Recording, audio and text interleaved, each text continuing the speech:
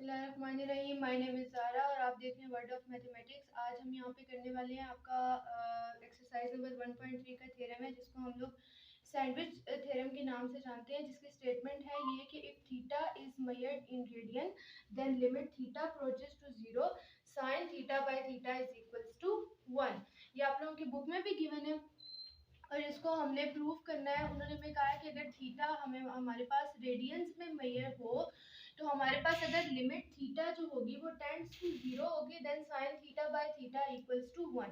अब हम बात करते हैं इसकी, तो सबसे पहले हम देखते हैं हमारे पास एक यूनिट सर्कल है, ठीक है। यूनिट सर्कल का मतलब ये होता है, ये हमने एक सर्कल ड्रॉ किया। यूनिट सर्कल का मतलब ये है कि इसका जो रेडियस है आपके पास वो क्या है, इक्वल्स टू 1। यानी इसका रेडियस आपके पास 1 होगा, सेंटीमीटर में हो या जिसमें भी हो आपके पास इसका रेडियस होगा 1। ये यूनिट सर्कल है, ठीक है।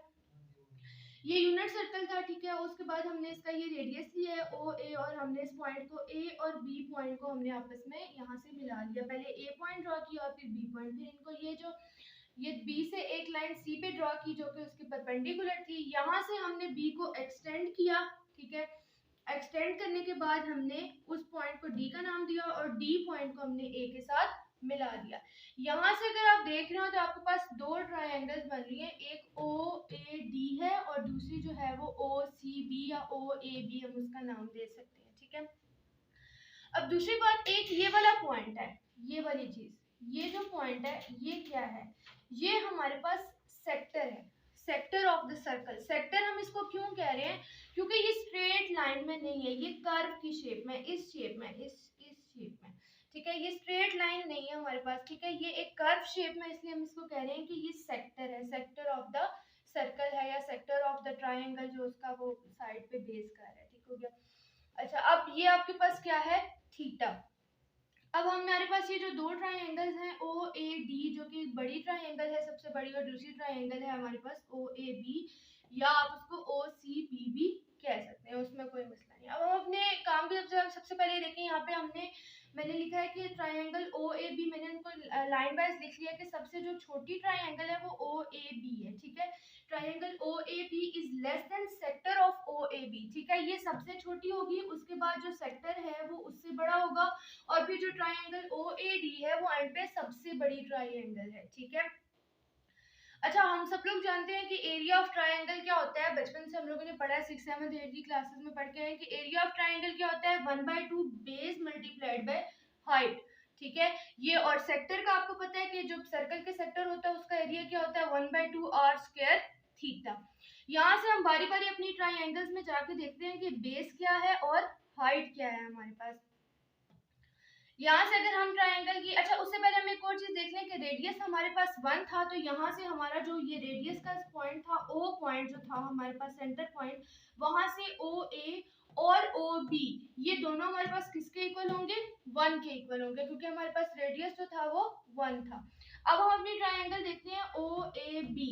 ओ ए बी को जब आप देखें तो वो कुछ इस शेप में यहाँ पे बनी हुई है, जिसको मैंने अलग से करके यहाँ पे एक छोटी ट्रायंगल बना के डिफाइन करने की कोशिश की है। इसमें अगर हम देखें तो हमारे पास जो बेस है वो क्या है, वो बेस ये वाला पूरा एरिया, ये जो पूरी चीज है ये आपके पास क्या है, ये बेस है, ठीक है।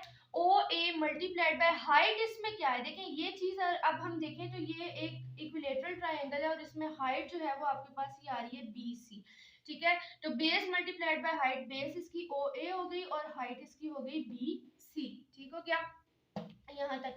अच्छा, एक और चीज अगर हम देखें, हम इसको साइन थीटा के फॉर्म में अगर देखें तो साइन थीटा आपके पास क्या होता है, वो होता है परपेंडिकुलर ओवर हाइपोटेनस, ठीक है। तो यहाँ पर आपके पास परपेंडिकुलर क्या था, बीसी, और हाइपोटेनस आपके पास क्या है, ओ बी, ठीक है। और यहाँ से अगर हम ओ बी की जगह पे 1 पुट करते हैं तो हमारे पास साइन थीटा किसके इक्वल आता है, बी सी के इक्वल आ गया। यहाँ से अब हम अपनी ट्रायंगल ओ ए और डी को देखें, जो हमारे पास बड़ी ट्रायंगल है, हमारे पास इस पूरे यूनिट सर्कल में जो बड़ी ट्रायंगल लाई करी है वो ओ ए डी है। इसमें भी सिमिलर होगा, जो हमारे पास एरिया होगा वो क्या होगा, 1/2 into base multiplied by height. तो इसकी बेस आपके पास क्या है, ओ ए, और इसकी हाइट आपके पास क्या है, ए डी। यहाँ से अगर हम टेन थीटा देखें तो टेन थीटा किसके इक्वल होता है, ए डी ओवर ओ ए के इक्वल है, और ओ ए हमने यहाँ पर बताया कि हमारा जो ओ ए है वो इक्वल्स टू 1 है। ठीक हो गया, यहाँ से हमारा टेन थीटा इक्वल आ गया AD के। अब हम आगे चलते हैं अपने सॉल्यूशन की तरफ, ठीक है, जो हमने यहाँ पे लिखा है। यहाँ पे देखिए हमने बेस की जगह base multiplied by height, base और हाइट को लिखा। सिमिलरली 1/2 r स्क्वायर थीटा और 1/2 OA इंटू AD जो कि बेस और हाइट थी बड़ी ट्रायंगल की। यहाँ से हम OA की जगह पे और OA की जगह पे हमने 1 पुट कर दिया, क्योंकि यहाँ से हमने देखा था OA is equals to OB is equals to 1 था यहाँ पे। और आपको पता है कि R भी 1 है, जो कि हमने सबसे पहले कहा है कि if theta is the measured in radian then limit sine theta by theta जो होगी वो 1 होगी। और यूनिट सर्कल हमने लिया था radius r is equals to 1, तो r पे 1 हो गया। सब में वैल्यूज उनकी पुट की। यहाँ से आपके पास ये चीज बची 1/2 BC is less then 1/2 theta is less then 1/2 AD।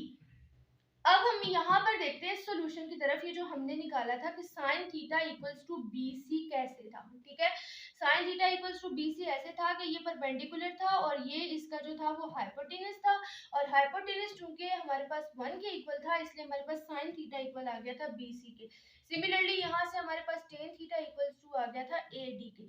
तो हमने ये वैल्यूज यहाँ पे डाल दी। 1/2 BC को हमने साइन थीटा दे दिया, 1/2 थीटा और 1/2 टेन थीटा।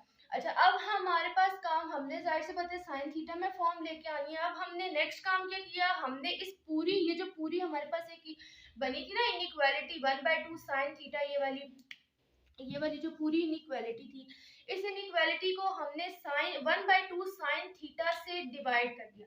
देखिए अब 1/2 साइन थीटा को जब हम 1/2 साइन थीटा से डिवाइड कर देंगे तो वो हमारे पास 1 बच जाएगा। ठीक हो गया। यहाँ पे जब हम इसको डिवाइड करेंगे ये हमारे पास थीटा बच जाएगा, ठीक है। और ये जो है ये हमारे पास क्या होगा, sign theta by cos theta जो है वो उसकी फॉर्म में हम उसको लिखेंगे। ये साथ मैंने सॉल्व भी किया, और ये आपके पास सॉरी यहाँ पर आपके पास थीटा बाय साइन थीटा भी आएगा। ये आपके पास 1/cos थीटा आ गया, ठीक है। अब हम अच्छा यहाँ तक आपको समझ आ गया 1 less than theta by sine theta less than 1/cos theta, ठीक है। यहाँ तक इनइक्वालिटी हमने समझा दी। अब यहाँ पे आप देखें 1 is less then theta by sine theta और ये 1/cos थीटा है। यहाँ पे आपके पास पता है कि इसकी जो पूरा टाइम पीरियड होगा, इस पूरी इनइक्वालिटी का जो थीटा का पीरियड होगा वो क्या होगा, 0 से लेकर π/2 के दरमियान में होगा, इससे ज्यादा नहीं होगा, ठीक है। 0 से वो शुरू होगा क्योंकि यहाँ पर इसमें आपके पास 1 इंक्लूड है, ठीक है। वो कह रहे हैं 1 is less then theta over sine theta, ठीक है, और ये लेस देन है 1/cos थीटा की।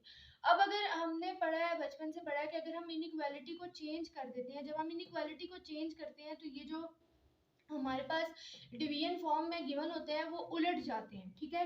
जो नीचे वाली जो डिनोमिनेटर होता है वो नोमिनेटर में शिफ्ट हो जाता है, ठीक है। यहाँ पर भी यही सिस्टम हुआ, साइन थीटा ओवर थीटा हो गया और कॉस थीटा जो है वो आपके पास यहाँ पर आ गया। अब जब हम इस पूरी ये जो अब हमारे पास इनइक्वालिटी है इसको अगर हम ये कहें कि व्हेन थीटा अप्रोचेस टू 0, अब यहाँ से जब हम कहना शुरू करें, क्योंकि यहाँ पे हमने कहा है कि 0 थीटा जो है वो 0 और π/2 के दरमियान लाया करें। When theta approaches to 0, जब थीटा 0 को अप्रोच करेगा तो क्या होगा, जब थीटा 0 को अप्रोच करेगा तो cos थीटा 1 को अप्रोच करेगा। कैसे, क्योंकि हमें पता है कि cos ऑफ 0 जो होता है वो इक्वल्स टू 1 होता है। जब हम cos 0 फाइंड आउट करते हैं, ठीक है, तो cos 0 इक्वल्स टू 1 होता है। तो यहाँ से हम कह देते हैं कि अगर इस साइड पे भी 1 आ जाएगा, अब यहाँ से आपके पास ये चीज बन जाए अगर कि 1,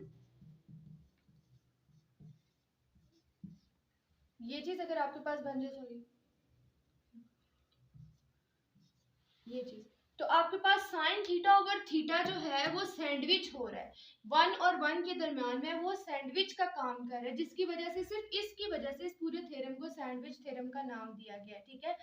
क्योंकि आप साइन थीटा ओवर थीटा 1 के दरमियान में सैंडविच है, लेकिन किस पोजीशन पे सैंडविच है ये चीज ध्यान में रखनी है। इस पोजीशन पे सैंडविच है जब आपके पास थीटा जो होगा, आपका जो थीटा होगा वो अप्रोच करेगा 0 को, ठीक है। जब आपका थीटा 0 को अप्रोच करेगा उस वक्त आपके पास ये वाला जो साइन थीटा ओवर थीटा है ये आपके पास 1 के इक्वल होगा। अब अप्रोच करने का मतलब ये नहीं है कि थीटा आपका होगा ही 0, यह मैंने आपको पिछले वीडियो में भी हमने डिस्कस किया था कि अप्रोच करने का मतलब ये होता है कि वो सिर्फ उस तक पहुंच रहा है, वो इसकी वो है नहीं है, ठीक है। यानी कि थीटा 0 है नहीं है, सिर्फ थीटा जो है वो 0 को अप्रोच कर रहा है। तो यहाँ पे हमारा जो आज का सैंडविच थ्योरम था जिसमें हमने इसकी स्टेटमेंट ये थी कि theta is measured in radian then limit theta approaches to 0 sine theta over theta equals to 1, वो यहाँ पे ख़त्म होता है। उम्मीद है आप लोगों को आज का ये जो थ्योरम है ये समझ में आ गया होगा। तो काइंडली आप लोग वीडियो को लाइक करें, शेयर करें और हमारे चैनल को सब्सक्राइब करें ताकि हम आपके लिए अच्छी अच्छी टॉपिक्स पे जो है वो वीडियोस बना कर लाएँ। Thank you.